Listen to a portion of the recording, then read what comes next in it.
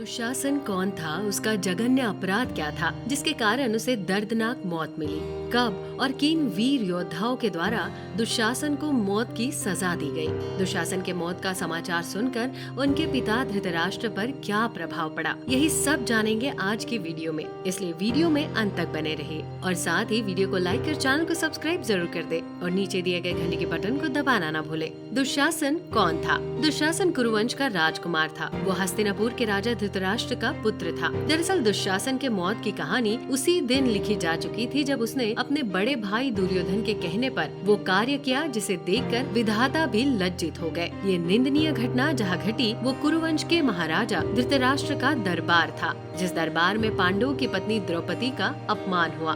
द्रौपदी की शपथ। ये अपमान इसलिए हुआ क्योंकि पांडव ने कौरवों के साथ जो द्युत क्रीड़ा की और उसमें वो हार गए। इस जुए में पांडवों में सबसे बड़े भाई युधिष्ठिर ने अपनी सारी संपत्ति और राजपाट के अतिरिक्त अपनी पत्नी द्रौपदी को भी दांव पर लगा दिया था। दुशासन ने भरी सभा में द्रौपदी को उसके बालों से पकड़कर घसीटा। फिर उसने सबके सामने द्रौपदी को नग्न करने का प्रयास किया। उसी समय द्रौपदी ने घायल सिंहनी की तरह गरज कर शपथ ली कि वो तब तक अपने केश को नहीं बांधेगी जब तक उन्हें दुशासन के रक्त से नहीं भिगो लेती। दरअसल पौराणिक गाथाओं के अनुसार महारानी द्रौपदी का चीरहरण वो हृदय विदारक घटना थी, जिसे देखकर अपने धाम में बैठे विधाता का हृदय भी द्रवित हो गया था। कहते हैं कि उसी समय देवताओं ने द्रौपदी को ये वरदान दिया कि हे द्रौपदी, तेरी दुशासन से प्रतिशोध की अभिलाषा अवश्य पूर्ण होगी।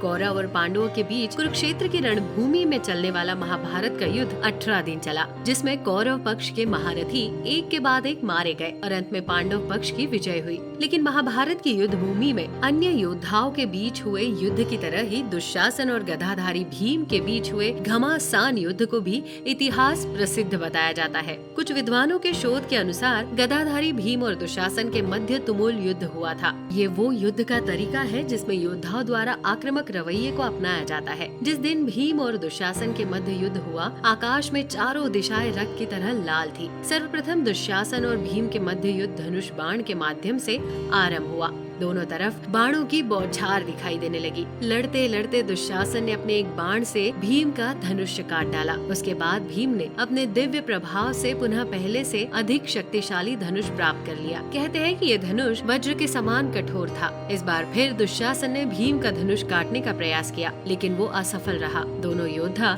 निरंतर एक दूसरे पर अस्त्र शस्त्र की बौछार कर रहे थे। दुशासन बार बार गदाधारी भीम पर हावी होना चाहता था, लेकिन असफल रहता। पांडवों की पत्नी द्रौपदी भी अपने विमान में आकाश मार्ग से आकर अंतरिक्ष से दुशासन और भीम के बीच हो रहे युद्ध को देख रही थी। साथ ही भगवान कृष्ण से प्रार्थना कर रही थी कि हे भगवान, शीघ्र से शीघ्र पापी दुशासन को उससे पापों का दंड मिले, ताकि द्रौपदी के हृदय को शीतलता प्राप्त हो सके। युद्ध में गदाधारी भीम का पराक्रम और एक नारी का श्राप दोनों ही दुशासन को क्षीण बना रहा था। अपनी मृत्यु को सामने देखकर दुशासन डर गया। दुशासन जब भीम से युद्ध कर रहा था तो उसे एक बार तो ऐसा लगा कि जैसे भैंसे पर बैठकर मृत्यु के देवता यमराज आकाश मार्ग से उसकी प्रतीक्षा कर रहे हैं। अपनी मौत सामने देखकर दुशासन बुरी तरह डर गया। दुशासन और भीम के मध्य धनुष बाण का युद्ध अधिक देर नहीं चल सका। भीम ने अपनी गदा से दुशासन का धनुष बाण तोड़ डाला। इसके बाद गदाधारी भीम ने दुशासन पर लगातार सैकड़ों गदाओं का तेज वेग के साथ प्रहार किया। तो दर्शकों, कैसी लगी आपको ये जानकारी? हमें कमेंट कर जरूर बताएं। साथ ही यदि आपको ये वीडियो पसंद आई हो तो वीडियो को लाइक कर चैनल को सब्सक्राइब जरूर कर दे। वीडियो में अंत तक बने रहने के लिए आपका धन्यवाद।